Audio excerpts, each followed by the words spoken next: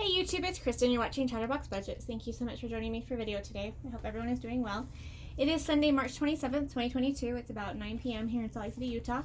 And we are going to do my weekly check-in for the third week of March, which for me goes from Tuesday the 15th until Monday the 21st.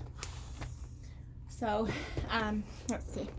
I am an hourly employee who's paid bi-weekly, but I do budget monthly, and I am a month ahead on covering my expenses. And so what I'm paying in March is being covered by money I earned in February, and then everything I earned in March will go towards my expenses for April. And then I also divide my month up into 4 weeks, regardless of how many days there are in the month.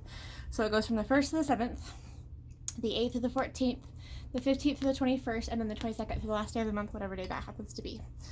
And that's been working really well for me. Okay, let's see.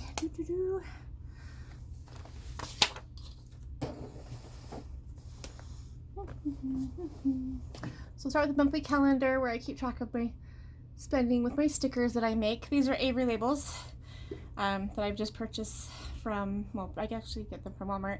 And then I use my mild liners to color them in. And I have 23 categories assigned different colors. So there's nothing for the 15th. On the 16th, we've got a Walmart grocery delivery. So there was $108.03 for food, $24.81 for household, $26.89 for personal, and then $17.05 for pets. On the 17th, we've got $20 from my gas budget. That was to pay the delivery tip for the Walmart grocery delivery. And it was a little bit more than I normally spend because the order itself was a higher cost anyway, so the percentage would have been higher no matter what. But I live on the second floor, and this person had to carry at least, I think it was 4 or 5 loads up the stairs, and it included a lot of like bigger bottles of water and stuff like that. So I felt like they deserved to have more money. And then on the 19th, I don't think you can see that. There we go. So the 19th, we have Hulu, $13.93 that came out of fees. We have Comcast, $98.58 that came out of bills. And then a transfer for my Venmo Visa, $204.70. That was transferred from my checking account to my Venmo. Actually, one of my accounts, I'm not sure which one. Anyway, that was to cover my Venmo Visa charges, which would have been the food delivery from this week, and then also partially from the week before, since it takes a little bit of time for the things to clear sometimes. And then on the 20th, Prime Acorn out of the fee category for $6.42. That's from the channels I pay for. And then on the 21st, there was Franklin Planner out of my shopping category for $94.22.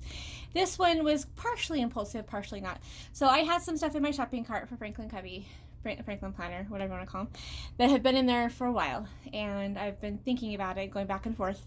So it's stuff that I already have, but I had ruined some of the sheets. One of them, my cat had accidentally ruined when he jumped.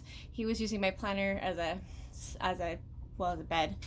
Anyway, so I had been looking at him, and then about 12:30 at night, and it was either Sunday night or Monday night, I'm not sure which one it was, I could not sleep because I had a really bad cough, and so I was just laying awake, kind of miserable, and impulsively went on Franklin's website and just ordered the stuff.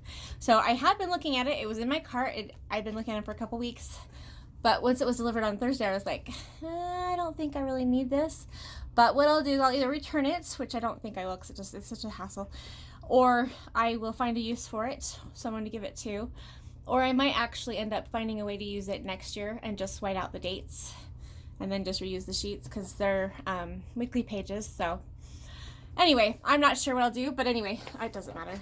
It was just one of those things where, yeah. Okay, so on my expenses, I do have, let's see, where are we? Oh yeah, I have 3 different sections for my expenses. I've got my scheduled, unscheduled, and my irregular. So scheduled expenses are things that I know of ahead of time that have a set due date and a set dollar amount every month. The due date may vary, like on my gas bill and my electricity bill. Those both change dates every month depending on how many days are in the month.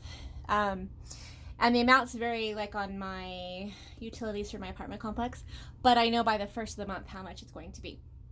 So the unscheduled expenses are things that I know I have to pay for, such as food. I have to get gas for my car. I know they're going to happen. I just don't know when they're going to happen. And they're usually weekly, bi-weekly, something like that. And then irregular expenses are things that happen less frequently. So it could be monthly, it could be quarterly, it could be annually. And I just put it aside. I use what I call, well, actually, I got it from Mary Hunt. So Mary Hunt's book, Debt Proof Living, she calls it freedom funds. And so that's the phrase that I use.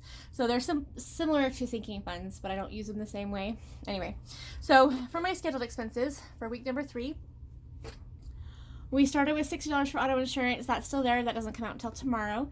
Cell phone, I had $5 left because I budgeted $68 and they only billed me $63. That'll go to savings. Electricity, nothing's left.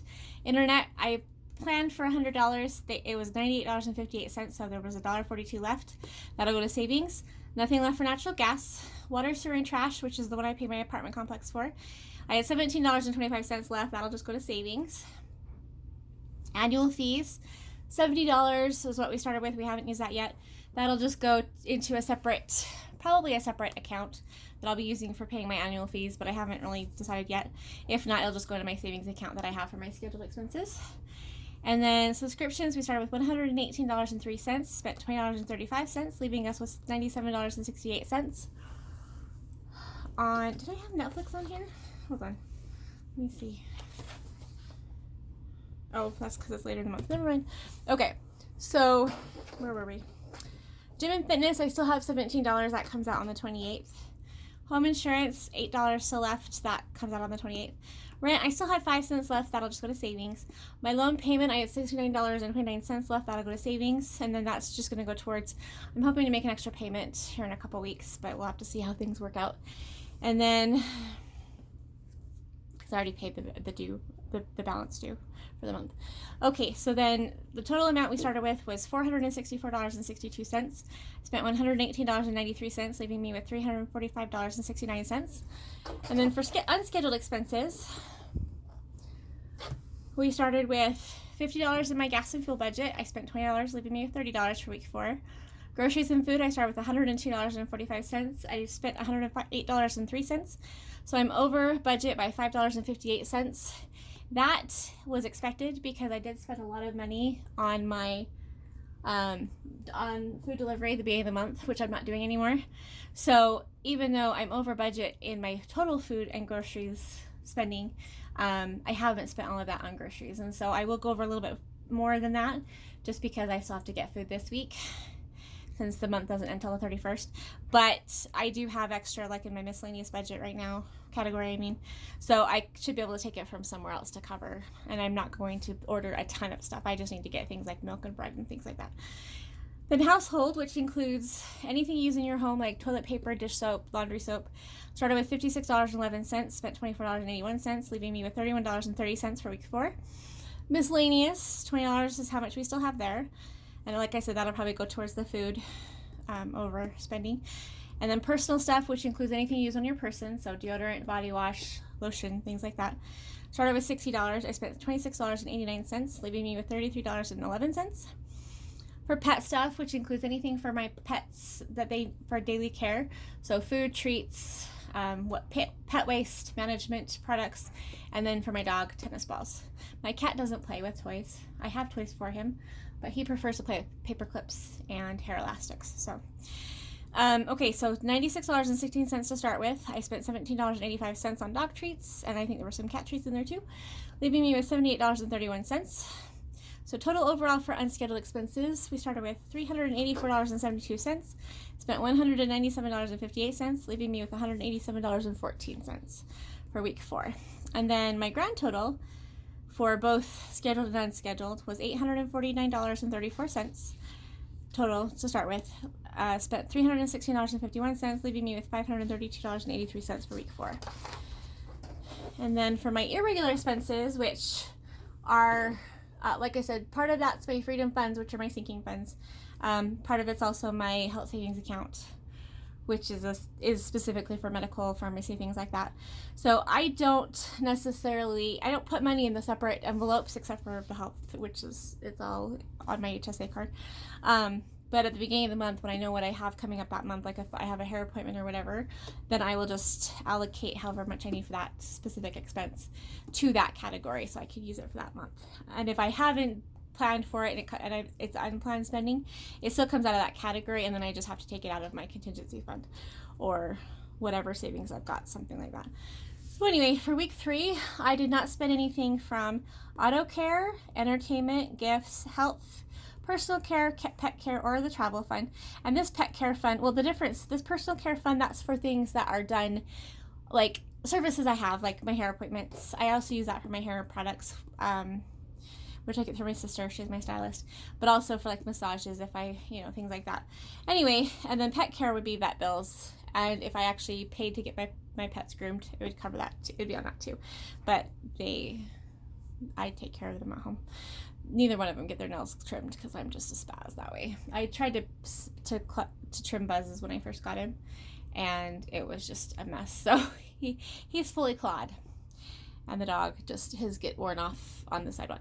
Anyway, so I spent $94.22 from shopping, which was the money that I spent at Franklin Planner, and that's the total spent for week 3. So this month actually has not been too bad for me considering everything, especially for the month before.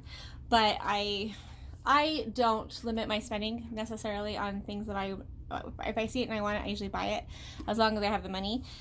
That mindset is going to be changing in April. I'm actually changing a lot of the things I do because I just had a change of heart. I've been studying some stuff, looking at a new program to use, and I just kind of changed my mindset on some of these things. And so I still will do a month ahead budget. I will still do it weekly with the 4 weeks a month. I'll still call them scheduled, unscheduled, and irregular, but I think I might actually plan for spending instead of actually just buying whatever I want. We'll see. I still have this week to get through before I make any final decisions on that part. But anyway, I used to have a spending problem, and these days, yes, I do spend money more than I probably should, but it's money that I have. I'm not taking it from bills or other responsibilities necessarily. So, and while I could be putting the money towards my loans that I need to pay off, I went for so long with scrimping and saving and all those kind of things that I'm kind of giving myself a break right now and just letting myself spend, but I try to spend it wisely, or at least put some thought and effort into it. So I don't go to the store and then just buy like $300 worth of clothes, which I used to do on a regular basis. I don't do that anymore. So shopping from home has actually helped me a lot with my compulsive spending, which is hilarious because Amazon could potentially be a big issue, and it hasn't been that bad for me. Part of that's because they have the Prime wardrobe where you can try it for 7 days before you actually pay for it. I've only used it once, but it was for 2 different shirts that I tried, and I didn't like either one of them, so I sent them both back and didn't have to pay for them. So anyway, okay, so that's regular expenses. And I am changing over, so I've been using mint.com and the Good Budget app. I'm going to be switching over to YNAB, I believe. I'm in the 34-day trial right now. But so far, I really like it. One of the things I noticed is that, so I've used Good Budget for probably 10 years. It used to be EEBA, Easy Envelope Budgeting something. And I've used it forever. Then I've also used mint.com and the Mint app for a long, long time, probably since at least 2012, if not longer. Actually, it would have been longer than that. Anyway, they're both great programs and I really like them. But the issue I'm having with them is since I'm not doing envelopes, really, like I'm doing everything digitally, and I'm not even using prop money right now because for me, prop money has just been something that takes up time that isn't necessary. I thought prop money would help me with keeping track of my spending for my credit cards, but I've actually been able to do it easier without trying to keep track of prop money. Anyway, what was I saying? Oh yeah, so one issue I have with the Mint app is it allows me to do a monthly budget, but it takes this month's income and shows it for this month. So it's not necessarily an accurate reflection of where I really am in my budget. So with YNAB, I can put money towards this month's expenses. When I get paid this month, I can allocate the money for next month into the different categories or envelopes as they would. I mean, that's what they really are. So anyway, we're gonna try it out first before I pay for it. It's like $98 a year, but I feel like it's worth it because I already pay $45 a year for Good Budget. So this way I would just spend a little bit more. But if I can find a program that allows me to use just one program for all this instead of having 2, I think it'll be worth it. So anyway, that's just some extra information. I'm hoping to do my monthly budget here. And that's another thing that you might notice. So I've been very anti I have not ever liked the word budget. And I think it's because when I was younger and my son was younger and we were on a limited income, I mean, it's still limited, but I'm not low income now, according to the Google search I did. But we were low income then. I've been a single parent for 25 years, so we were low income for a long time. Anyway, what was I saying? Oh yeah, so I had to be on a very strict budget. And so once that was no longer a thing, I kind of went the opposite way and just decided that I didn't like the word budget at all. Of course, my channel's name is Chatterbox Budgets because at first I thought that's what I was going to be doing, and I figured that would be a good way for people to know what my channel was going to be about. But I very quickly got tired of hearing the word budget from everybody else, and so I didn't want to use it myself. And I don't do the zero-based budget, things like that. Well, after watching some of the YNAB videos, specifically the ones with Hannah in them, on their YouTube channel, my whole entire attitude is changing. And they make it sound like something that's freeing, not limiting. Like, it's not like being on house arrest. It's like having the freedom to go. It's kind of like a passport to go wherever you want to go, but you have the confidence of being able to spend because you can look at your categories and go, okay, I've got this much available. But I need something that brings all of my accounts together, because I've got multiple checking accounts, multiple savings accounts. I've got 4 credit cards that I use on a regular basis, that I pay off on a regular basis. And so because of all these different things I'm trying to manage, I'm doing just fine by myself, but it would be nice if I could find a software program that could do it for me. So I think YNAB might be the answer. Don't know yet. We're only on the 2nd day of using it, and I haven't really been able to. I want to get all my stuff for March cleared first, and then I can worry about April's. But I do have all of the funds available for April already sitting in my accounts. The only exception to that is that I do get a bonus in April, and I will probably be using that for something in April, not for May. I think what I want to do with it is just build either my slush fund back up or my contingency fund, which is my version of the emergency fund. So either way, I'll probably split it. I probably will just split it between the two. So I will be doing that in April, but I will also be putting money aside for May. I do that. I get March and May switched when I talk. And then I also need to, what else was I going to do? Oh, I'm changing my budget amount. So I've been budgeting $2,800 a month for the last 3 months, because that was basically what I was able to budget with my income with overtime. And I can still get overtime, but because work has been extremely stressful during my regular 40 hours, I just have had to use my downtime outside of that to just basically recover from the rest of the week. So I have not been getting the overtime like I had planned. So I need to change my budget for the next quarter. So for quarter 2, I'm going to not restrict myself, that sounds bad.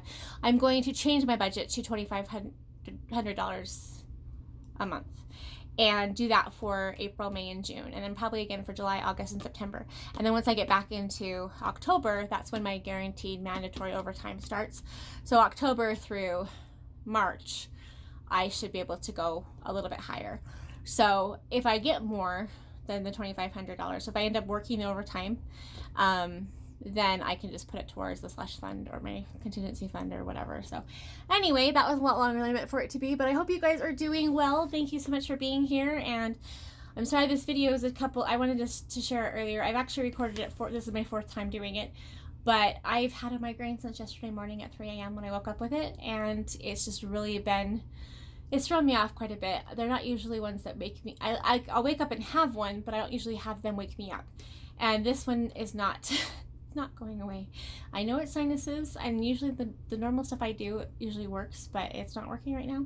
So anyway, so I've been trying to take care of that so that I can be fully functional for work tomorrow, because I don't want to miss my scheduled hours. So anyway, you guys are amazing. I appreciate you, and I will talk to you guys soon. Take care. Bye.